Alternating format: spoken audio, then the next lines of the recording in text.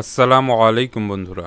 শয়তানকে শয়তান বলে কি বাস্তবে কিছু আছে, নাকি এটা একটা নিছক কল্পনা, নাকি সমাজে প্রচলিত কোনো গালগল্প?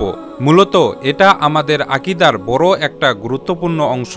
জিনকে বিশ্বাস করা অদৃশ্য বিশ্বাসের একটি অংশ, এবং একজন মুসলিমের ঈমানের পূর্ণতা পায় না যতক্ষণ পর্যন্ত না সে এই অদৃশ্য বিষয়ে বিশ্বাস করে।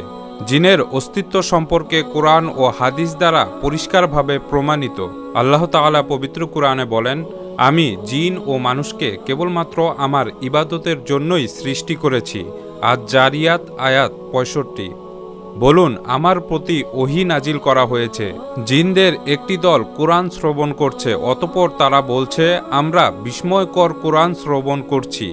সূরা আল জিন আয়াত ১। জিনের অস্তিত্ব সম্পর্কে কোরআন ও হাদিস শরীফের বিভিন্ন জায়গায় উল্লেখ রয়েছে। শয়তান হলো জিন জাতি থেকে। আল্লাহ তাআলা বলেন, আর আদমকে সেজদা করার জন্য সকল ফেরেশতাদেরকে বলা হলো। সকলেই সেজদা করল, একমাত্র ইবলিস ব্যতীত। সে ছিল জিনদের অন্তর্ভুক্ত। সে আল্লাহর অবাধ্য হল। সূরা আল কাহাফ আয়াত ৫০। ইবলিস শয়তান যে আমাদের কত বড় শত্রু তা পবিত্র কোরআনের বহু জায়গায় উল্লেখ রয়েছে।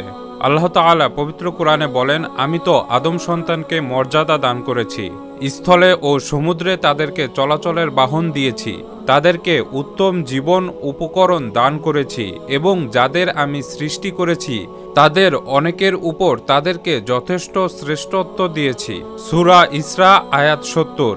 মানুষ আল্লাহর ইবাদত ও খেলাফতের তথা তার দাসত্ব ও প্রতিনিধিত্বের দায়িত্ব পালনের মাধ্যমে অধিষ্ঠিত থাকতে পারে এই মর্যাদার আসনে। মানুষের এই মর্যাদা ও শ্রেষ্ঠত্বের মূল কারণ আল্লাহর দাসত্ব ও প্রতিনিধিত্ব। এই দায়িত্ব পালনের উদ্দেশ্যে তাকে সৃষ্টি করা হয়েছে, যাতে করে মানুষ এ দায়িত্ব পালন করতে না পারে। সেজন্যই মানুষকে তার দায়িত্ব ও কর্তব্য পালনের সহজ সরল সঠিক পথ থেকে বিভ্রান্ত ও বিচ্যুত করে তার প্রকৃত মর্যাদা থেকে নামিয়ে দেওয়াই শয়তানের কাজ। এর জন্যই সে মরিয়া হয়ে কাজ করে। এটাই তার জীবনের একমাত্র প্রতিজ্ঞা, একমাত্র অঙ্গীকার। কিন্তু মানুষ তার এই স্বঘোষিত সুস্পষ্ট শত্রুর বিষয়ে অচেতন, অসতর্ক ও গাফিল। যুগে যুগে আল্লাহ তাআলা নবী রাসূলগণের মাধ্যমে মানুষকে শয়তানের সম্পর্কে সতর্ক করে আসছেন। শয়তানের ধোঁকা, প্রতারণা ও বিভ্রান্তি থেকে বাঁচার উপায় তাকে বলে দিয়েছেন।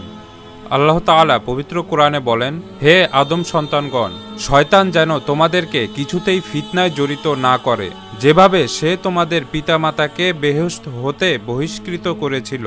অর্থাৎ যেভাবে সে ধোঁকা ও প্রতারণার মাধ্যমে আদি পিতামাতা আদম আলাইহিস সালাম ও মা হাওয়াকে জান্নাত থেকে বের করে দিয়েছিল।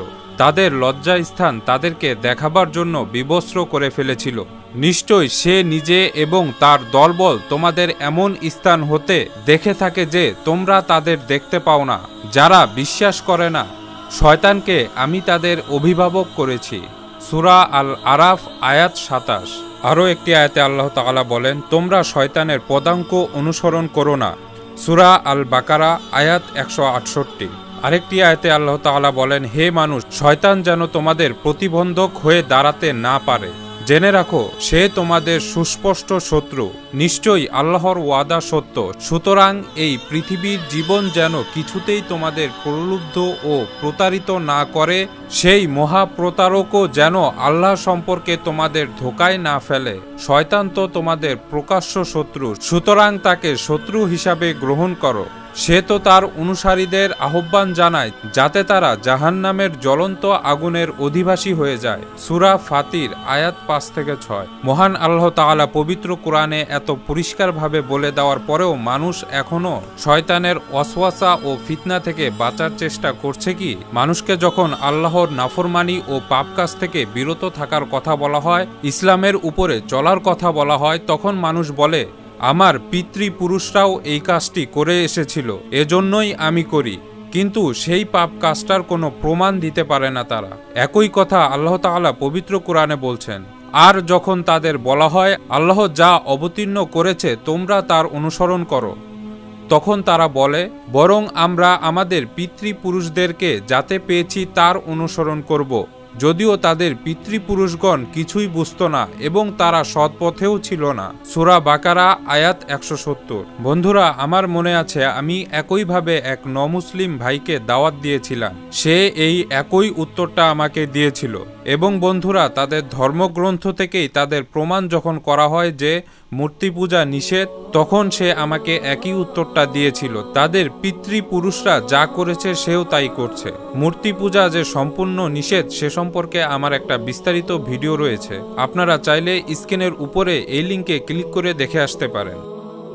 পরবর্তী ভিডিওটি কি বিষয়ের উপরে দেখতে চান তা কমেন্টে লিখে জানান এবং বন্ধুরা, আপনাদের কোনো মূল্যবান মতামত থাকলে তাও কমেন্টে লিখে জানান। ভিডিওটা ভালো লেগে থাকলে অবশ্যই একটা লাইক দিবেন এবং বন্ধুদের সাথে শেয়ার করে সবাইকে দেখার সুযোগ করে দিন।